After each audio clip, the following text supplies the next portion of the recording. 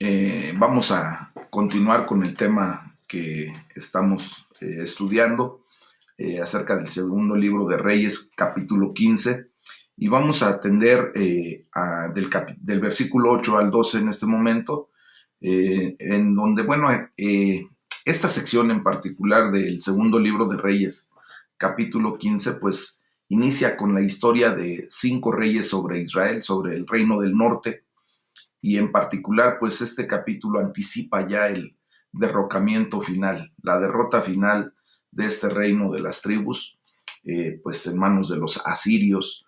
Y aquí se describe perfectamente bien la corrupción, la gran desorganización que ya tenía el reino del norte, que los hicieron presa fácil de Asiria. Y bueno, pues vamos a ver lo que sucede en ese sentido. Del versículo 8 al 12 se nos narra acerca del corto y perverso reinado de Zacarías.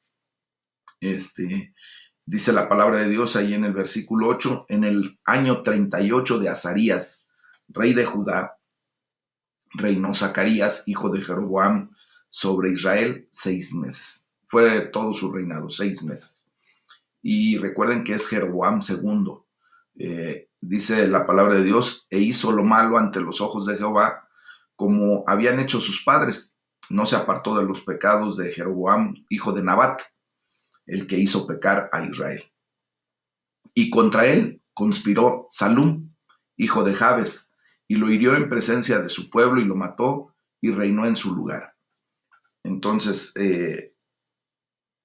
es de esta manera que también, pues, la palabra de Dios, ¿verdad?, se hace manifiesta y se cumple la profecía, la palabra que Dios había hablado a Jehú, el tatarabuelo, el bisabuelo, perdón, de este hombre Zacarías. Y la palabra que le había dado era de que tus hijos hasta la cuarta generación se sentarán en el trono de Israel, y fue así. Bueno, vemos aquí cómo el reinado de Zacarías fue muy corto y también fue perverso, mis amados. Él continuó en la idolatría patrocinada por la situación de su padre Jeroboam segundo. Y pues es el grave problema que vivió durante todo el periodo de los reyes el reino de Israel, cuando se dividió la nación judía. Pues a partir de ahí el pueblo de Israel empieza a tener muchos problemas de idolatría, el reino del norte. Entonces dice la palabra de Dios que conspiró Salum, el hijo de Jabes, y lo hirió en presencia de su pueblo y lo mató. Imagínense qué tan despreciada ya era la condición de Zacarías por su propio pueblo, que Salum fue capaz de hacer esto, o sea, herirlo en presencia de todos y que no tuviera ninguna represalia, mis amados. Eh, Obviamente ya el pueblo se sentía fastidiado de todo lo que estaba viviendo con respecto a este tipo de reinados, y permitió que Zacarías fuera muerto a manos de Salum sin mayor problema. Y este fue realmente el final de la dinastía de Jehú, la cual inició con mucho potencial, como vemos ese ciclo de acciones, pero termina como Dios lo había predicho, en una gran oscuridad, mis amados. Entonces, aquí cabe perfectamente bien un comentario fuerte que tiene una pregunta. El comentario es: si Dios cumple sus promesas a sus enemigos, o sea, por ejemplo, a Jehú le cumplió la promesa que le dio, ¿verdad?, de que hasta la cuarta generación iba a reinar, iba a estar en el trono su dinastía. La pregunta que viene a continuación: ¿le fallará a sus amigos, a sus hijos? Si Dios le cumple las promesas a sus enemigos, ¿ustedes creen que nos podrá fallar a nosotros, que hemos sido declarados no solamente amigos, sino hijos de Dios? Dios siempre va a cumplir todo lo que ha prometido, mis hermanos. Entonces vemos cómo la muerte de este último rey de la dinastía de Jehú, pues vio el final del reino del norte como debía ser. En los últimos 20 años, 6 gobernantes seguirían uno tras otro. a partir de ahí. Pero solo uno solo rey moriría de forma natural.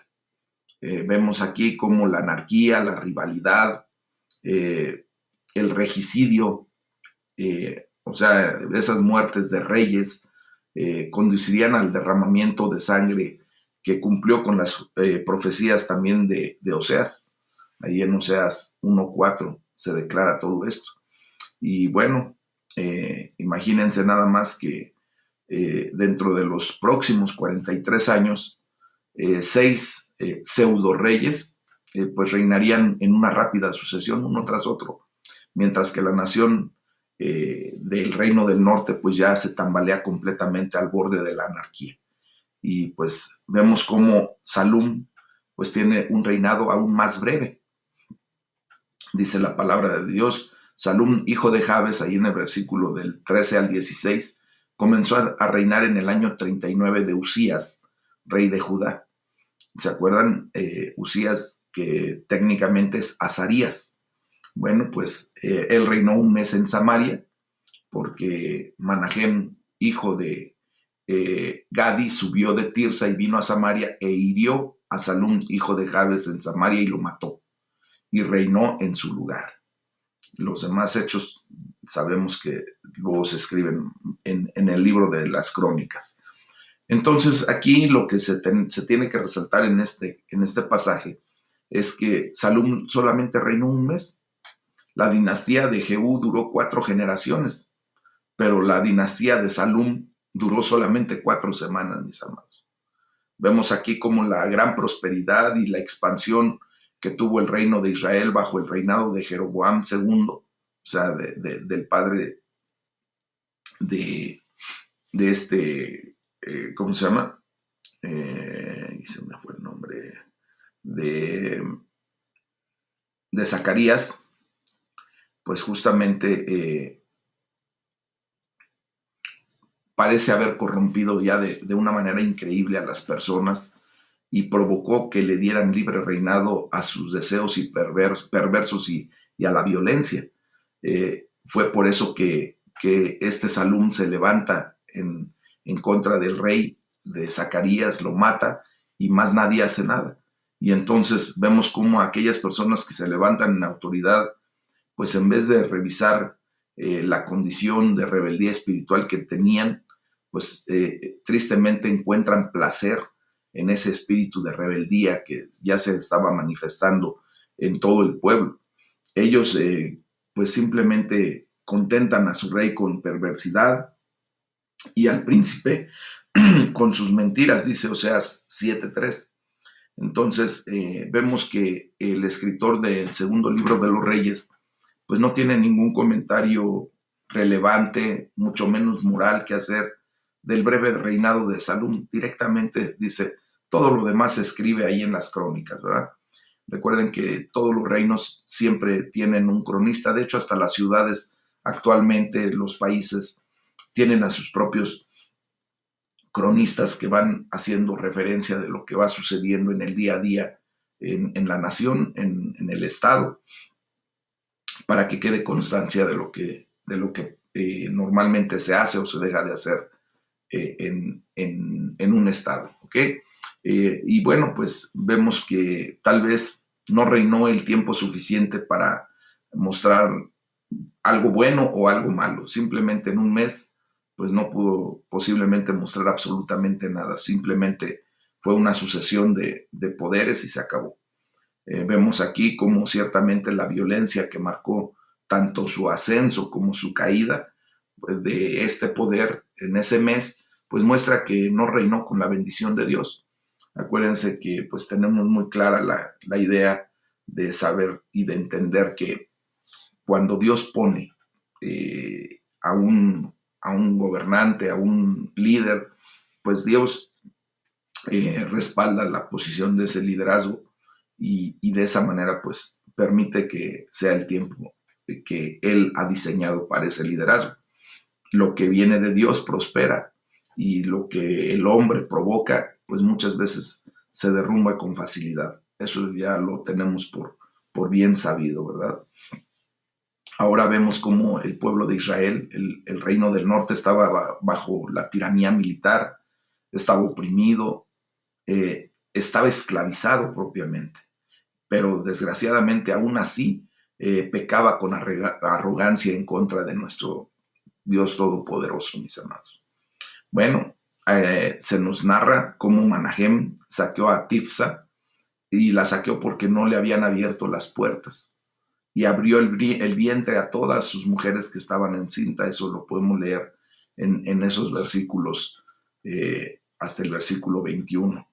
Y este acto, pues, es un acto horrible de brutalidad, de, pues, ya de no tener ni siquiera compasión por la gente. Y fue ordenado por Manahem, quien se convirtió en el próximo rey de Israel. Imagínense nada más qué decadencia, no solo moral, no solo espiritual, sino una decadencia absoluta como ser humano. Esto muestra la profunda brutalidad, ¿verdad? Y la impiedad de esos tiempos. Ya se estaba viviendo una anarquía. Cada quien hacía lo que bien le parecía. Tenía idea de que podía hacer y deshacer sin problema. Y pues vemos cómo también aquí se cumple pues otra profecía de Oseas, la del capítulo 13, versículo 8. Vemos aquí como la acción de Manahem contra los habitantes de Tifsa pues es incomparable para la brutalidad de cualquier israelita. Aquí puede que marque la creciente, ¿verdad?, influencia de las naciones vecinas. ¿Por qué? Porque esa práctica de desventrar a una mujer era una práctica extranjera que había sido infligida a los propios israelitas por Aram. Y eso lo vamos a estar estudiando en el libro de Amós y en el libro de Oseas. También Asiria tenía ese tipo de conductas. Entonces vemos cómo Israel se dejó contaminar por todos los ángulos en la vida, ¿verdad? Tuvo mucho pecado en su condición. Bueno, del versículo 17 al 22, mis amados, pues nos da un resumen del reinado de Manahem.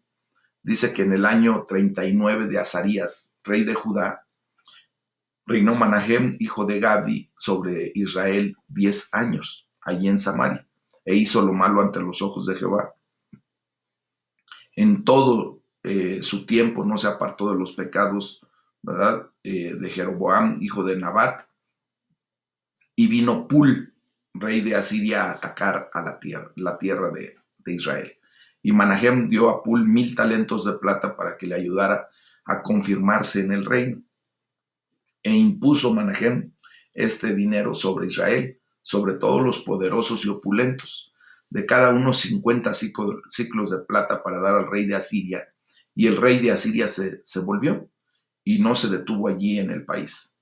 Bueno, pues dice que durmió Manahem con sus padres y reinó en su lugar Pecaía, su hijo. Entonces vemos aquí como el reinado fue típico, ¿verdad?, muy acorde a cómo venían siendo los reyes de Israel, en que fue malo delante de los ojos de Dios y en que fue una consecución o una continuación de la idolatría de Jeroboam, que pues era patrocinada propiamente por el Estado, por el liderazgo. Manahem puso al reino de Israel bajo un tributo para el imperio asirio. Él compró propiamente el respaldo del rey de Asiria con una gran cantidad de dinero que fue recolectado de la riqueza de su reino. Y por tanto, pues obvio que reinó con la fuerza de Asiria apoyando ese reinado, mis amados. Vemos aquí cómo pues se vienen a cumplir varias profecías de Amós y de Miqueas.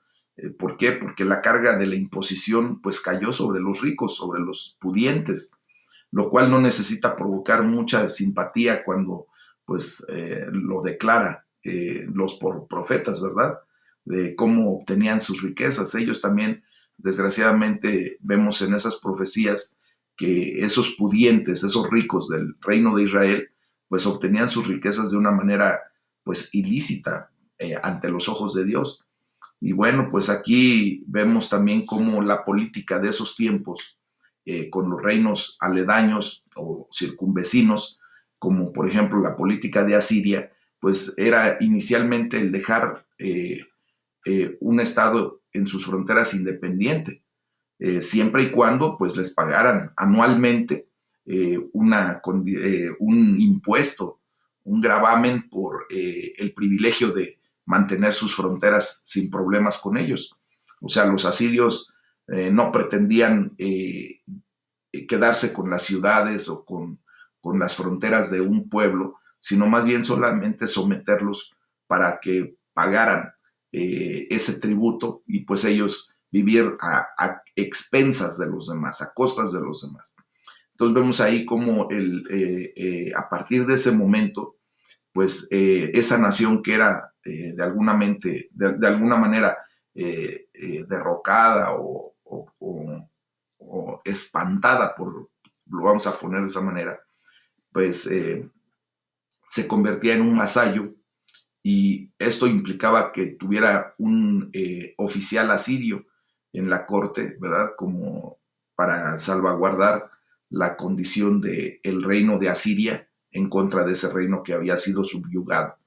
Y pues siempre estaban pendientes de las actitudes del rey para ver si quería conspirar en contra de Asiria o quería emanciparse, quería salirse de esa condición y no quisiera pagar los impuestos. Entonces ahí luego actuaba el rey de Asiria y ponía orden y le seguían pagando impuestos. Bueno, del versículo 23 al 26 se nos narra ya del reinado de solamente 2 años de Pecaía.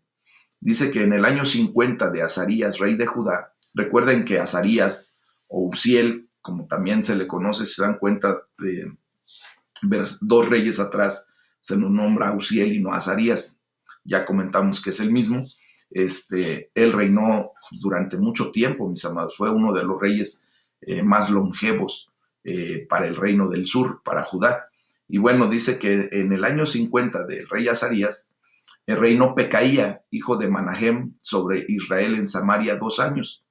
E hizo lo malo ante los ojos de Jehová, no se apartó de los pecados y conspiró contra él Peca, hijo de Ramalías, que era su capitán, y lo hirió en Samaria, en el palacio de la casa real, en compañía de Argob y de Ari, y de 50 hombres de los hijos de los Galaditas, y lo mató y reinó en su lugar. Los demás hechos de Pecaías pues están en los libros de las crónicas, dice. Entonces vemos aquí que los 2 reyes anteriores, antes de Manahem, pues no reinaron lo suficiente como para pasar el reino a un hijo o a otro descendiente de su dinastía. Zacarías reinó muy poco y ahí se cortó la dinastía de Jehú, como ya lo estuvimos viendo. Obviamente de Zulem, pues simplemente reinó por un mes y pues obvio no le dio tiempo ni siquiera de establecer correctamente el reino como para poder pasarlo a un hijo suyo, a un descendiente suyo. Y ahí se corta esa dinastía. Manahem, obviamente, pues se nos narra que reinó más tiempo y sí tuvo la oportunidad de pasarle el reino a su hijo, a Pecaía. ¿Ah? Entonces, vemos que Manahem pues reinó de alguna manera lo suficiente como para que se formara una dinastía, por lo menos con 2 generaciones. Pero también hizo lo malo delante de los ojos de Dios Pecaía. No se aparta de los pecados y vemos que ya es prácticamente un refrán muy conocido de una acusación en contra de los reyes de Israel que se repite uno tras otro tras otro. Hizo lo malo delante de los ojos de Dios y no se apartó de los pecados. Ya era así como que una constante, ¿verdad? Y pues obvio se repite aquí en Pecaía. Entonces, mis amados hermanos, aquí hay un punto en donde hay un comentario bíblico acerca de una pregunta que dice, ¿por qué debe Jeroboam ser llamado con tanta frecuencia el hijo de Nabat? ¿Por qué debe el padre por siempre ser escarnecido con el hijo, a no ser que él fuera de alguna forma responsable por haberse implicado, ¿verdad?, en sus pecados?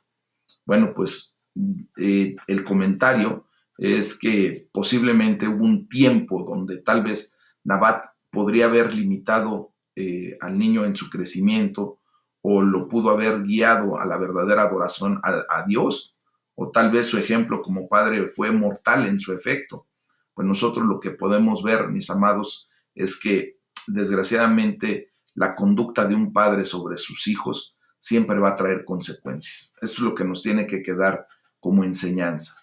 Y Constante se nombra como el hijo de Nabat, pues para evitar confundirlo con ese Jeroboam que hizo lo correcto en el reino del sur, en Judá.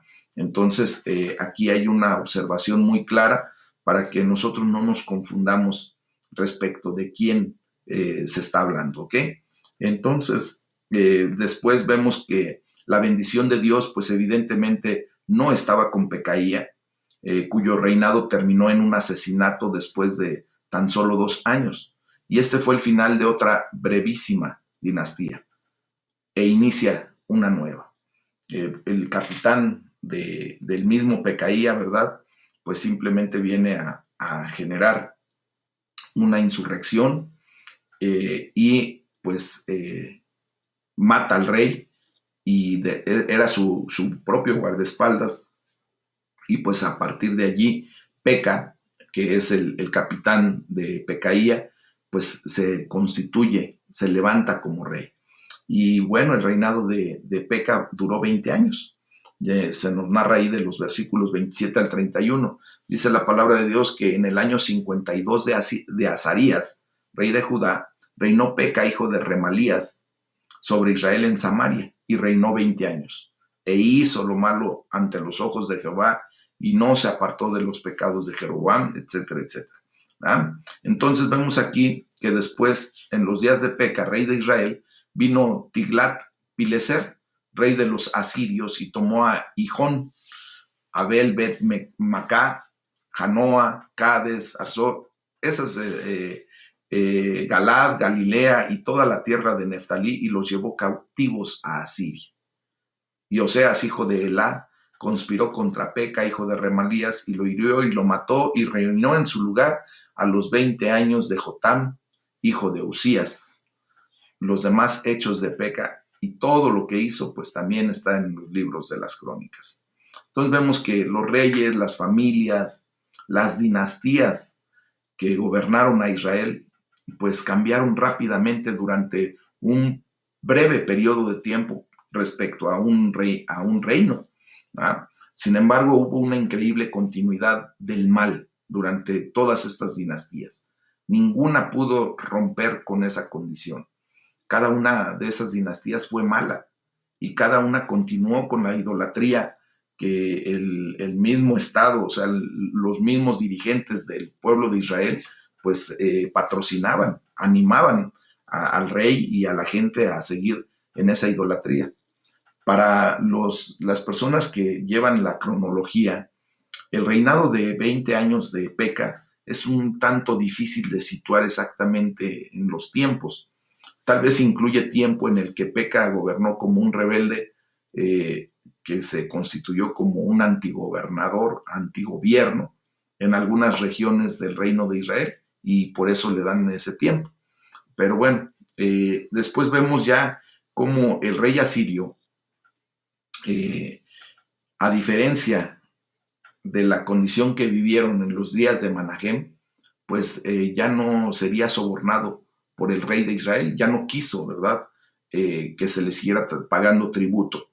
Este rey de Asiria, pues vino a Tiglat-Pileser y tomó alguna de las mejores tierras del reino del norte, del reino de Israel, incluyendo mucha de la parte de norte del reino. Recuerden que Asiria y el reino de Israel, pues eran vecinos en la parte norte de Israel.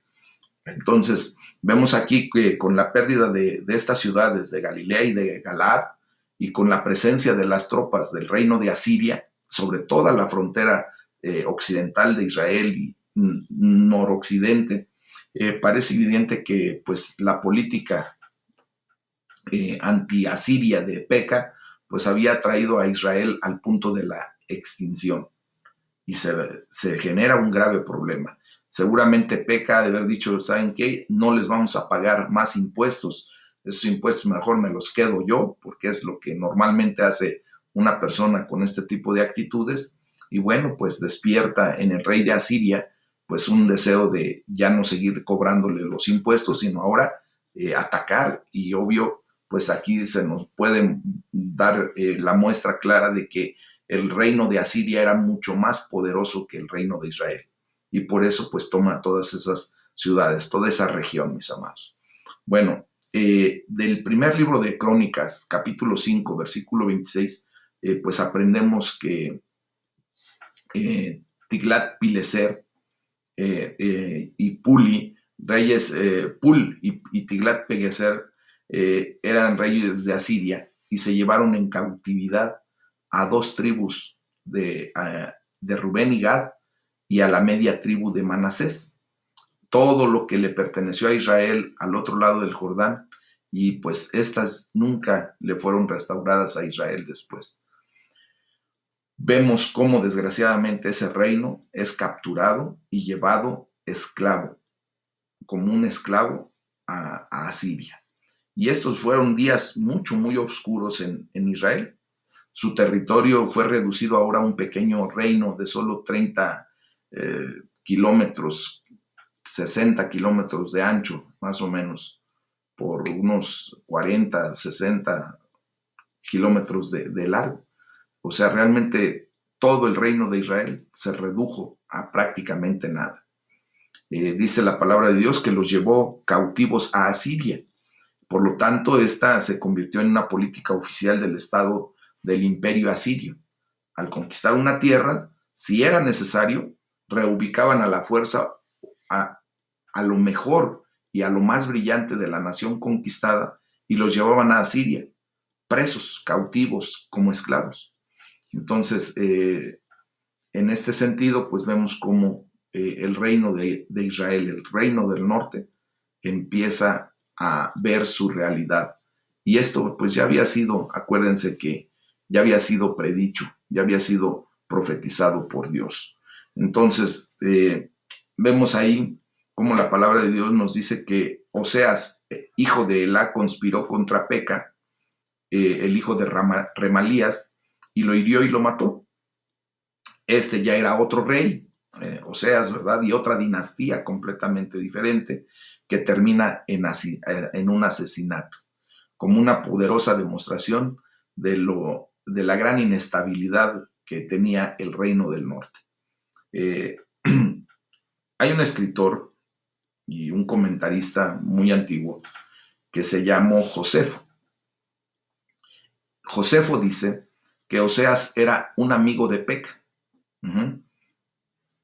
Hay un libro que se llama Antigüedades, y ahí en el capítulo 9, versículo 13 de ese libro en particular, que no es bíblico, solamente lo estoy citando como una referencia, ahí dice que Josefo dice que Oseas era un amigo de Peca, pero tenemos que observar que en cuanto él pudo, ¿verdad?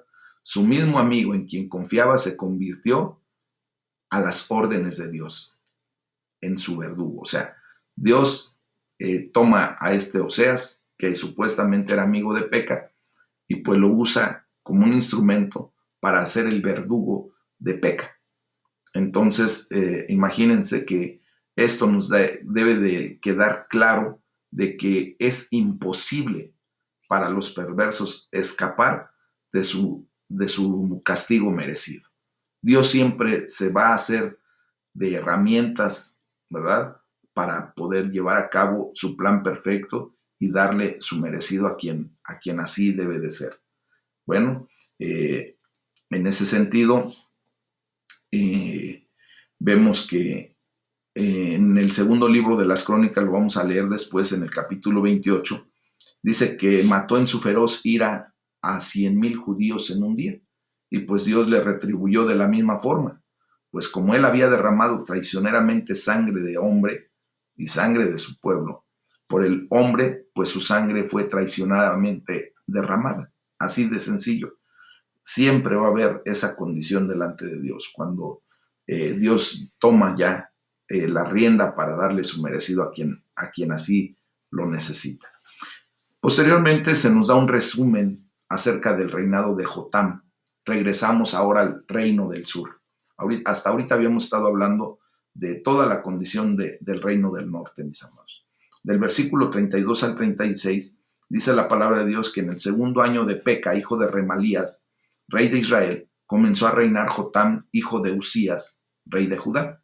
Si se dan cuenta, nos hacen siempre la referencia de quién estaba reinando en el reino del norte o el reino opuesto, para decirnos en qué año estaba reinando uno de esos reyes que estaba en funciones y el otro tomaba posesión o tomaba el reinado. Entonces aquí pues se nos narra exactamente eso. Dice que cuando comenzó a reinar Jotam era de 25 años y reinó por 16 años en Jerusalén. Recordemos que Samaria era la capital del reino del norte y Jerusalén es la capital del reino del sur. Bueno, el nombre de su madre fue Jerusa, hija de Sadoc, y él hizo lo recto ante los ojos de Jehová, todo lo contrario de lo del reino del norte. Hizo conforme a todas las cosas que había hecho su padre Usías. Con todo eso, también vemos aquí una situación constante, que los lugares altos no fueron quitados y pues el pueblo sacrificaba y quemaba incienso allí.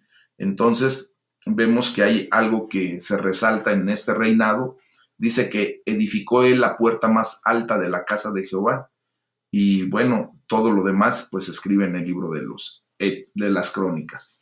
Dice, vemos aquí cómo que hizo lo recto ante los ojos de Jehová, y esto, como les comento, pues resalta fuertemente y hace un gran contraste con el mal hecho por los reyes de Israel que hemos mencionado anteriormente. Entre los reyes de Judá hubo reyes buenos y temerosos de Dios, no así entre los reyes del norte, no así entre los reyes de Israel. Dice aquí que pues él hizo conforme a todas las cosas que había hecho su padre, Usías. Hace un momento comentaba que los padres pues tenemos mucha influencia en los hijos, y si nosotros enseñamos a nuestros hijos una actitud correcta delante de Dios, un temor reverente, pues ellos en consecuencia lo harán. De hecho, la palabra de Dios así lo declara. Enseña al niño en su camino, en los caminos de Dios, y aun cuando fuere viejo no se apartará de él. Entonces, al instruir correctamente a nuestros hijos, pues tarde que temprano a lo mejor tendrán equivocaciones, se saldrán en algún momento dado de su vida del camino que Dios ha trazado, pero llega el tiempo y el momento en que esa misma instrucción los hace volver a los caminos correctos de Dios. Y esto nos tiene que quedar, mis amados hermanos, como consuelo, como una idea clara de que cuando nosotros pues hemos hecho lo correcto y hemos instruido a nuestros hijos en el temor de Dios, Dios se encargará de regresarlos a su redil en el momento que sea necesario para él. Bueno, aquí vemos cómo el patrón es visto tanto en el reino de Israel como en el de Judá, donde el hijo reina como lo hizo su padre antes que él. ¿Verdad? Y aunque no es algo correctamente predeterminado, ciertamente este es un principio que nos muestra la gran influencia que tiene un padre sobre su hijo. Así de sencillo es. Entonces vemos como también este rey, Jotam, pues simplemente ve la condición de concentrar su atención en la planeación urbana, ciudades de construcción en las tierras altas de Judá, que junto con un sistema de torres y un fortalecimiento en las áreas boscosas, pues podrían servir para propósitos económicos y hasta militares. Y eso ya lo vamos a ver en el libro de Crónicas. Él aquí sí nos narra la palabra que edificó la puerta más alta de la casa de Jehová. Esta era siempre una señal positiva en Judá. Cuando los reyes y los líderes se preocupaban por la casa de Dios, pues reflejaba esto una gran medida de avivamiento espiritual. Cuando un líder que Dios permite que se levanta empieza a ver las necesidades propias de lugar de reunión, del lugar de la manifestación de Dios, la casa propia de Dios en el área física, por ejemplo, nosotros dentro de lo que es pues la congregación, el lugar que Dios nos permite tener físicamente para reunirnos, pues vemos que voltean esos líderes a ver a Dios y buscan hacer lo correcto. Y Dios los lleva a hacer una serie de reformas, de acciones que permiten que esa área pues sea propia para manifestar pues todo lo que Dios habla y dice, ¿verdad? Entonces vemos aquí como en particular Jotam reconstruyó el enlace entre el templo y el palacio. Él deseaba tener libre acceso entre su propia casa y la casa de Dios.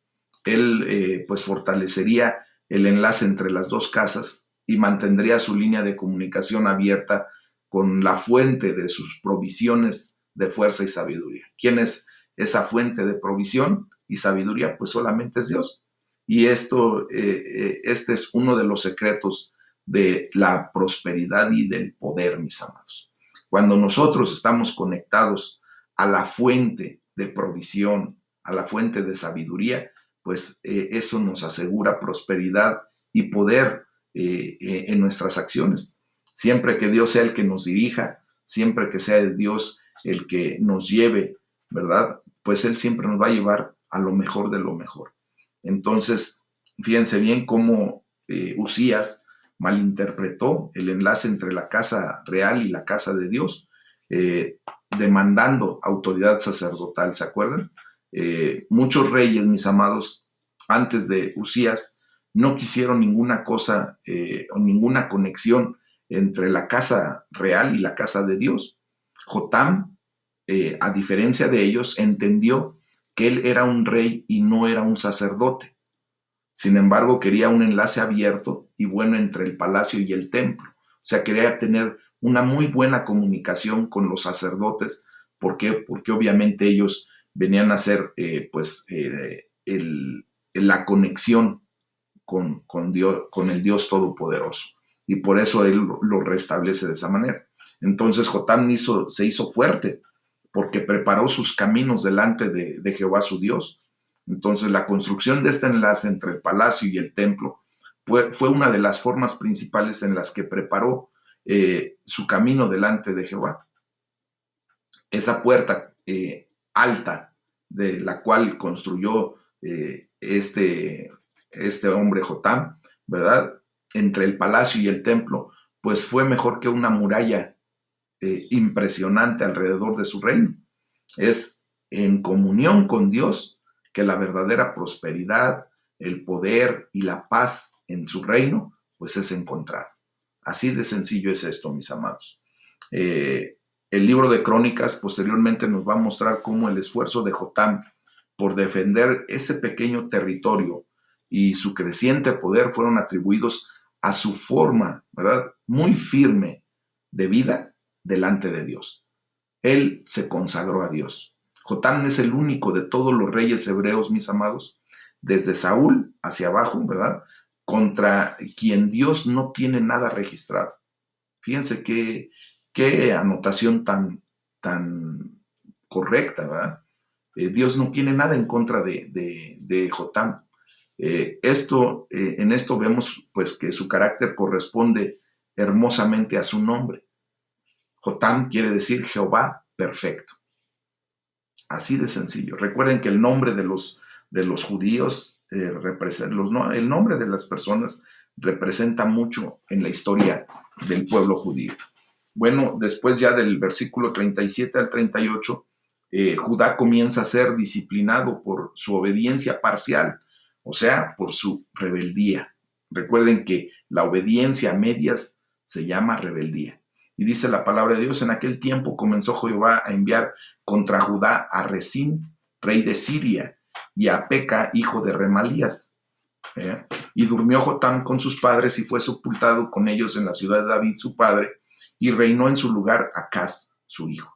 Bueno, bajo la inspiración del Espíritu Santo, el escritor del segundo libro de Reyes nos dice que fue la mano de Dios la que envió a estos gobernantes extranjeros a que atormentaran a Judá, ¿verdad? Bueno, pues dice la palabra de Dios que comenzó Jehová a enviar, así lo dice la palabra.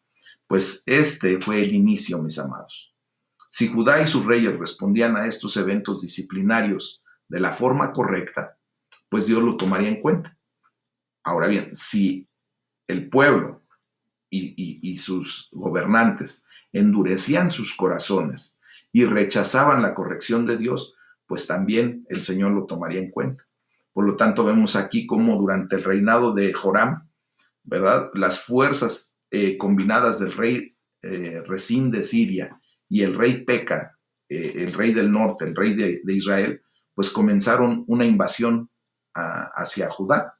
Pero el impacto total de todos estos ataques militares, pues no se sintió hasta que el hijo de Jotam se volvió rey. Y aquí pues viene la realidad de lo que pues el pueblo de Judá, el reino del sur, empieza a sufrir. Y bueno, ya en el capítulo 16, pues vemos la concesión que el rey Acaz genera.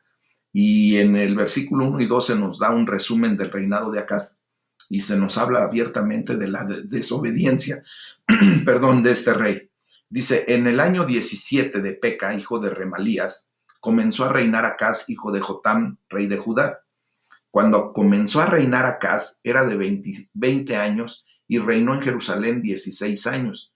Y no hizo lo recto ante los ojos de Jehová su Dios, como David su padre. Bueno, pues ya empezamos a ver aquí problemas serios, mis amados. Esto describe brevemente el reinado del tal vez peor rey de Judá, del reino del sur, donde muchos reyes anteriores se quedaron cortos en alguna área o en otra, pero este ya de plano se desbalagó completamente. Pues normalmente, ¿de qué manera los reyes anteriores a él pecaron delante de Dios? Pues al permitir los sacrificios en los lugares altos, al no derribar esas aras o esas piedras de sacrificio que se tenían en los lugares altos, y por eso Dios pues consideró rebeldía, una rebeldía por esa condición de no obedecer completa y totalmente a Dios. Pero de Acaz en particular, pues simplemente se dice ya de plano que no hizo lo recto ante los ojos de Jehová. Y luego hay una declaración. Recuerden que cuando dice como David su padre, pues vemos aquí como Acaz, este rey, tuvo muchos buenos ejemplos. Tuvo ejemplos en su padre y hasta en sus ancestros, hasta la condición de su ancestro David. Pero vemos que Acaz rechazó todos esos piadosos ejemplos y anduvo en su propio camino. Ya no le importó de lo que fue enseñado. Pero eso ya es una decisión muy propia.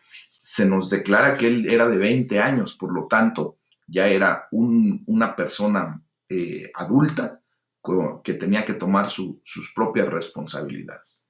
Del versículo 3 al 4 se nos enseña acerca de la idolatría de Acaz. Y dice, antes anduvo en el camino de los reyes de Israel y aún hizo pasar por fuego a su hijo, según las prácticas abominables de las naciones que Jehová echó de delante de los hijos de Israel. Asimismo sacrificó y quemó incienso en los lugares altos y sobre los collados y debajo de todo árbol frondoso. Pues imagínense nada más este muchacho, Acaz, que no solo rechazó la piadosa herencia de David, ¿verdad? De estar en los caminos del Señor, sino que adoptó los impíos caminos de los reyes del reino de Israel, del reino del norte. Y bueno, pues aquí vemos ya cómo el reino de Judá del sur tuvo una mezcla de reyes consagrados e impíos.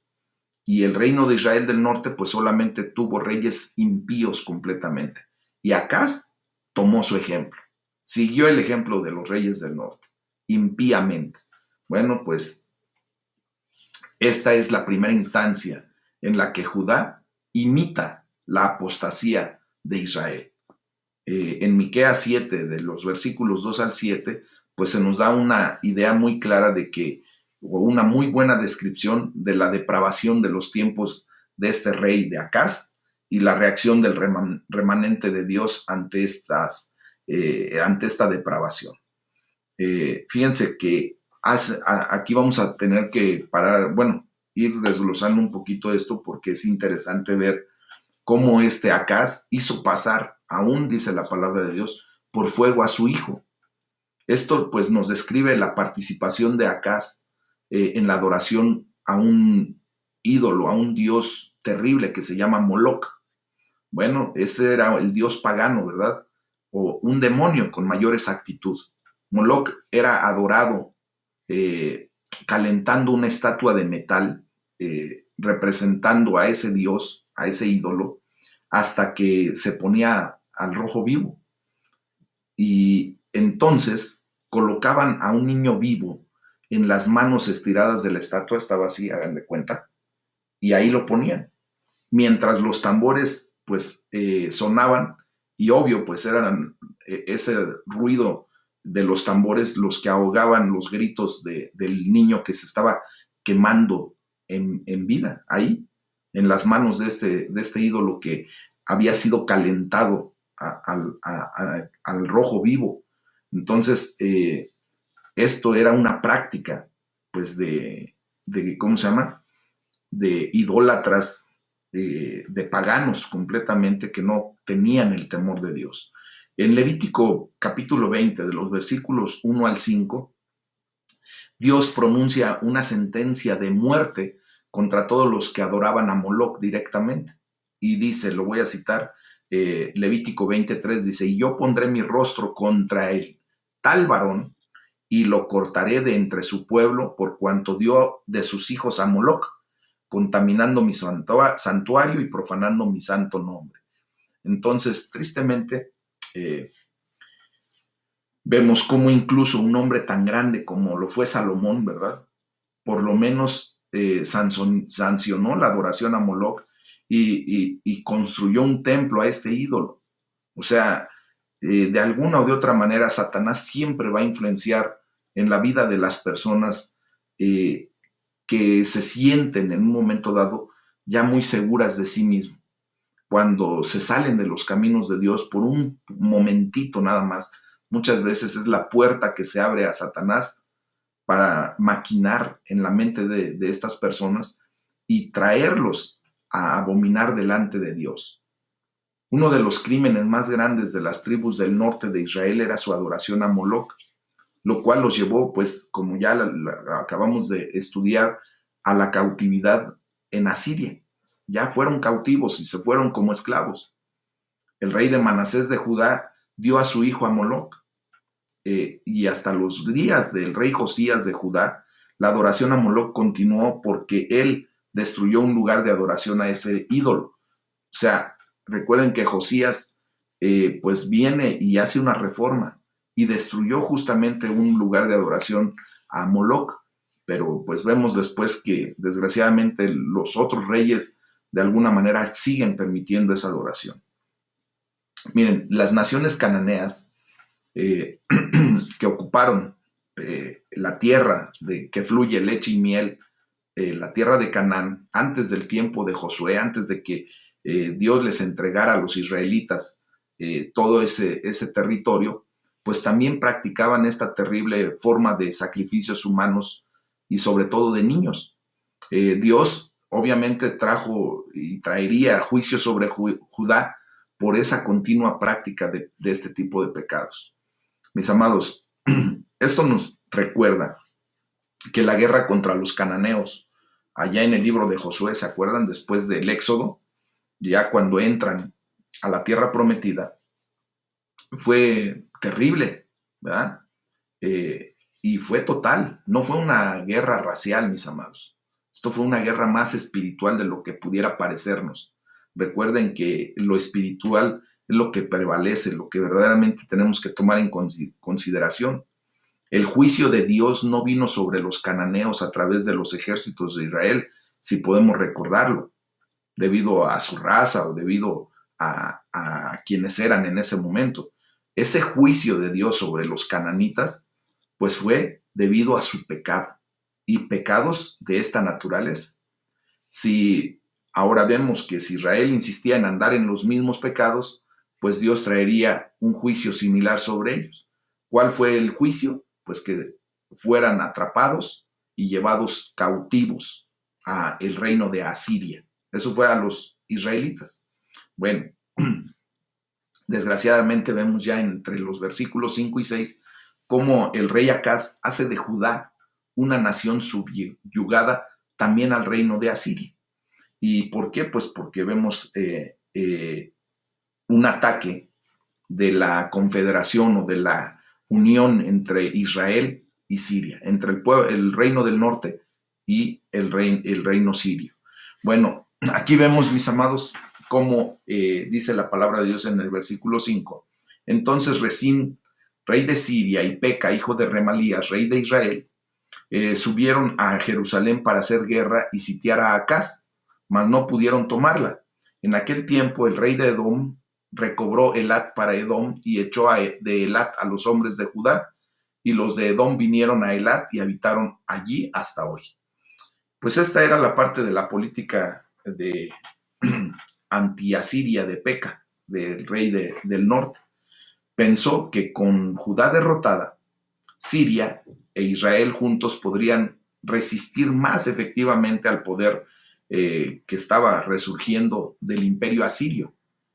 Entonces, podemos citar aquí en este momento el pasaje de Isaías 7, que nos deja claro que el objetivo de ese ataque pues era destronar a Acaz y poner a un rey sirio sobre el reino del sur, sobre el reino de Judá, y un cierto hijo de Tabeel, que se lee ahí en Isaías 7, versículo 6, era el que supuestamente iba a reinar sobre la casa de Judá. Y pues sí vemos que en general Judá sufrió pérdidas terribles en este ataque. De hecho, el rey Acaz perdió 120,000 soldados judíos y unos 200,000 rehenes civiles en estas batallas contra Israel y contra Siria. Eso lo vamos a estudiar ahí en el segundo libro de Crónicas, capítulo 28. Y este fue un tiempo muy oscuro para el reino del sur, para Judá. De hecho, pues parecía que la dinastía de David pronto se extinguiría, como habían terminado muchas otras dinastías del reino del norte, ¿verdad? Entonces, cuando vemos que ese gran número de cautivos fueron tomados para Samaria, ¿verdad?, la capital del reino de Israel, el reino del norte, pues sucedió algo extraño y maravilloso. Un profeta llamado Obed reprendió al ejército que manejaba a los cautivos y los exhortó a regresarlos a Judá. Y estos líderes de Israel respondieron, dándose cuenta de que ya habían ofendido a Dios de una manera fuerte, pero aún se arriesgaban a ofenderlo aún más. Así que arroparon y alimentaron a los cautivos, que quienes antes de esto habían sido tratados horriblemente, y los regresaron a Judá. Eso lo vamos a estudiar en el segundo libro de las Crónicas. Y bueno, mis amados, aquí vemos cómo al momento de sitiar a Acaz, pues no pudieron tomarla. Los ejércitos combinados de Siria e Israel eran lo suficientemente fuertes como para capturar muchas ciudades de Judá, pero no lo suficientemente fuertes como para derrotar a Jerusalén y derrocar el gobierno de Acaz o el reinado de Acaz. Entonces vemos aquí que la profecía de Isaías 7, y vean aquí que vamos a estudiar ya cuando estemos en el libro de Isaías, que se incluye el anuncio de la señal de Emanuel, de Dios con nosotros, ¿verdad? Pues vino de Isaías para el rey Acaz durante esta invasión conjunta de Israel con Siria. Y esto lo revelan los siguientes versículos.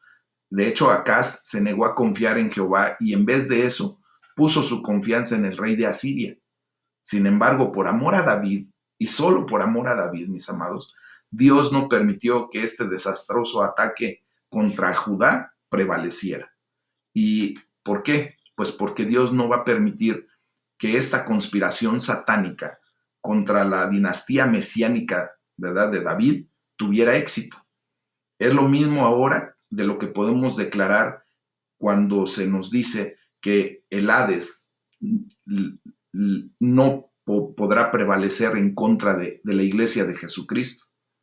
¿Por qué? Porque Dios se asegura que así como la dinastía mesiánica que tenía que prevalecer hasta la llegada de Emmanuel, de Dios con nosotros, tenía que prevalecer y perdurar hasta que viniera nuestro Señor Jesucristo. Pues bueno, de esa misma manera, nosotros tenemos que comprender que la declaración que Dios ha hecho de que las puertas del Hades no pueden prevalecer en contra de la iglesia de Jesucristo, ha sucedido y seguirá sucediendo hasta que nuestro Señor Jesús venga y se lleve a su iglesia. Y ahí, pues las puertas del Hades van a ser del destrozo que está previsto proféticamente, ¿verdad? Pero bueno, retomando y concluyendo hasta aquí este punto, vamos a dejar hasta este momento esta enseñanza. Pues vemos que los reyes de Israel y de Siria se consideraban a sí mismos como antorchas o luminarias ardientes, ¿verdad?, que venían a destruir a Judá y a la dinastía del rey David. Pero Dios dijo que solo eran como cabos de tizón que humeaban, que al final no harían mucho daño. Eso lo vamos a leer allá en Isaías 7:4. Entonces, a través del mensaje de Isaías para Acaz, él se aseguró y le aseguró al perverso rey Acaz, quien realmente no escuchó, y le dijo claramente: habrá un remanente que regresará a la tierra, y la Virgen concebirá y dará a luz un hijo, para que no falte un rey sobre el trono de David. La dinastía, pues déjenme decirles, mis amados hermanos, que nunca podría ser destruida, porque para el reino de Emmanuel no habrá final. Amén. Eso es lo que nosotros tenemos que llevar en nuestro corazón de esta enseñanza. Si se dan cuenta, ahorita estamos haciendo un poquito de combinación entre algunos libros que vamos a leer adelante, pues simplemente es porque en ese periodo, pues justamente están existiendo, están siendo contemporáneos algunos de los profetas junto con algunos de los reyes que estaban pues siendo protagonistas de ese tiempo para nuestra enseñanza, mis amados. Y bueno, pues dejamos hasta aquí este tema. Vamos a orar y que la gloria de Dios se siga manifestando en nuestras vidas. Muchas gracias. Permítanme tan